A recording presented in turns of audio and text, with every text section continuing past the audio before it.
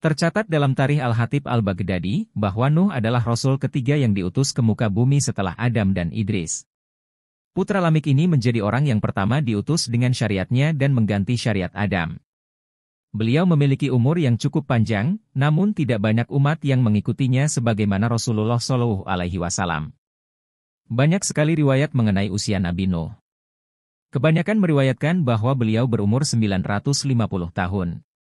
Sebagian riwayat menyebutkan beliau diutus saat berumur 50 tahun, berdakwah di tengah kaumnya selama 950 tahun dan hidup setelah mereka binasa selama 200 tahun. Total umur beliau adalah 1200 tahun. Bahkan, riwayat lain mengatakan usia beliau adalah 1450 tahun. Pendapat terakhir ini mengatakan bahwa Nuh lahir saat Adam masih hidup. Allah Subhanahu wa Ta'ala telah memerintahkan pada Nabi Nuh alaihi salam untuk membuat sebuah bahtera. Atas izin Allah Subhanahu wa Ta'ala, bahtera ini yang nantinya bisa menyelamatkan orang-orang beriman dari azab Allah Subhanahu wa Ta'ala. Bahtera Nabi Nuh berupa perahu besar adalah mukjizat yang menyelamatkan beliau dan pengikutnya dari azab banjir besar yang menimpa umatnya. Bahtera yang dibuat Nabi Nuh alaihi salam ini bukan kapal biasa. Konon dikisahkan beliau menanam pohon kurma selama 90 tahun untuk membuat bahtera itu. Riwayat lain dari Salman Al-Farisi, pembuatan bahtera itu membutuhkan waktu 400 tahun yang dibuat dari jenis pohon jati. Wallahu alam. Perintah membuat perahu besar itu berawal dari dakwah Nabi Nuh alaihi salam yang menyeru kaumnya untuk beriman dan menyembah Allah. Nabi Nuh kesal terhadap umatnya yang menyembah berhala hingga menyumpahi mereka agar dimusnahkan. Ya Allah, musnahkan orang kafir itu, demikian doanya. Kemudian Allah Subhanahu wa Ta'ala telah memerintahkan pada Nabi Nuh untuk membuat sebuah bahtera. Atas izin Allah Subhanahu wa Ta'ala, bahtera ini yang nantinya bisa menyelamatkan orang-orang beriman dari azab Allah Subhanahu wa Ta'ala.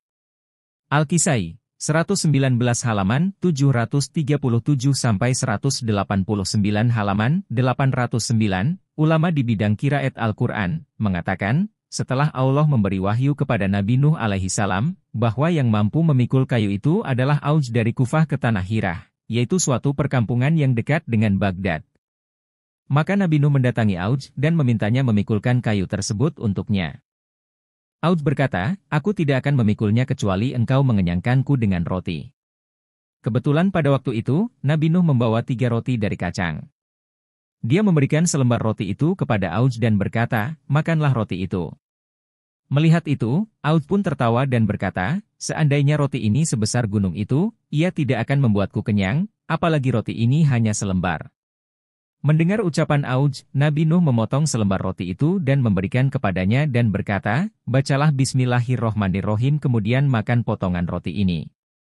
Auj pun memakannya dan kemudian dia diberi lembaran roti yang kedua. Lembaran roti yang kedua baru setengah, Auj telah kenyang dan tidak sanggup memakan apapun. Setelah memakan roti itu, Auj membawa semua kayu tersebut dari Kufah menuju Hirah dalam sekali pemberangkatan. Setelah kayu-kayu tersebut berada di hadapan Nabi Nuh alaihi salam, beliau berkata, wahai Tuhanku, bagaimana cara membuat bahtera itu? Maka, Allah memerintahkan Jibril untuk mengajarkannya bagaimana membuat bahtera. Setelah diajari cara membuat bahtera, Nabi Nuh alaihi salam mengubah kayu-kayu tersebut menjadi lembaran-lembaran, kemudian dia melekatkan lembaran yang satu pada lembaran yang lainnya dan memakunya dengan paku-paku besi. Dia buat depannya seperti kepala burung merak, belakangnya seperti ekor ayam, paruhnya seperti paruh Raja Wali, sayapnya seperti sayap burung Garuda, dan wajahnya seperti wajah burung merpati. Dan bahtera itu dia jadikan 3 tingkat. Menurut riwayat lain, 7 tingkat. Ibnu Abbas radhiyallahu anhu mengatakan bahwa panjang bahtera itu 1000 siku, lebarnya 600 siku, dan tingginya 300 siku. Menurut sebuah riwayat, Nabi Nuh alaihi salam mengerjakan pembuatan bahtera itu memakan waktu selama 40 tahun. Sewaktu mengerjakannya, kaum Nuh suka mengejek dan mereka berkata kepadanya, hai Nuh, engkau telah meninggalkan kenabian dan beralih profesi menjadi tukang kayu. Al-Kisai mengatakan bahwa, ketika malam tiba, kaum Nuh suka membawa api untuk membakar kayu bahtera tersebut, tetapi anehnya api itu tidak pernah mampu membakarnya. Mereka berkata, ini karena sihirnya Nuh. Ketika pembuatan bahtera mencapai tahap penyelesaian, Nabi Nuh alaihi salam memolesinya dengan ter dan aspal, Kemudian Allah memerintahkannya untuk memaku ke empat sisinya, dan di setiap tempat ditancapkannya paku digambarkan sebuah mata. Nabi Nuh bertanya, "Wahai Tuhanku, apa kegunaannya?" Allah memberi wahyu kepadanya, itulah nama-nama sahabat Muhammad. Mereka adalah Abdullah Abu Bakar, Umar, Utsman, dan Ali. Bahtera tidak akan sempurna kecuali dengan melakukan hal itu. Perintah Allah tersebut dilaksanakan oleh Nabi Nuh dan pembuatan bahtera pun selesai. Kemudian Allah menjadikan bahtera itu bisa berbicara. Ia berkata dengan keras dan orang-orang mendengarkannya, "Tidak ada Tuhan kecuali Allah, Tuhan bagi orang-orang terdahulu dan orang-orang yang terakhir. Aku adalah bahtera. Barang siapa naik ke atasku, maka dia akan selamat, dan barang siapa menghindar dariku, dia akan binasa." Setelah bahtera berhenti dari ucapannya, Nabi Nuh berkata, "Apakah sekarang kalian beriman?" Mereka menjawab, "Hai Nuh, ini adalah karena sihirmu." Selanjutnya, Allah memberi wahyu kepada Nabi Nuh.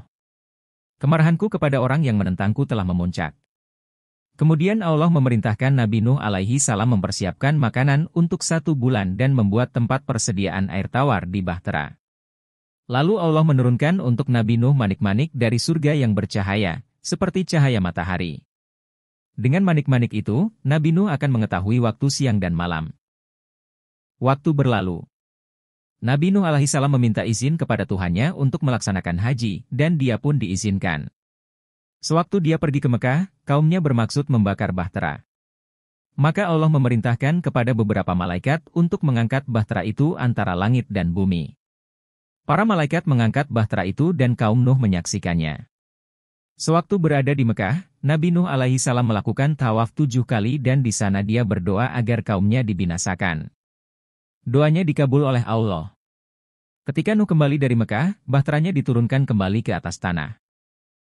Kemudian Allah memerintahkannya agar naik ke sebuah gunung dan menyeru dengan sekeras-kerasnya, "Wahai kawanan binatang liar, kawanan burung, kawanan serangga, dan semua yang bernyawa, datanglah kemari. Masuklah ke dalam bahtera. Sungguh, azab sebentar lagi akan terjadi." Seruan Nabi Nuh terdengar dari timur hingga barat. Setelah itu, kawanan binatang liar, burung, binatang melata, dan serangga datang berbondong-bondong. Lalu Nuh alaihi salam berkata, "Aku diperintahkan untuk membawa dari masing-masing binatang sepasang, jantan dan betina." Dia telah diperintahkan untuk membawa semua jenis pepohonan tanpa kecuali. Dia diperintahkan untuk membawa jasad Adam dan Hawa. Lalu dia meletakkan jasad keduanya dalam sebuah peti.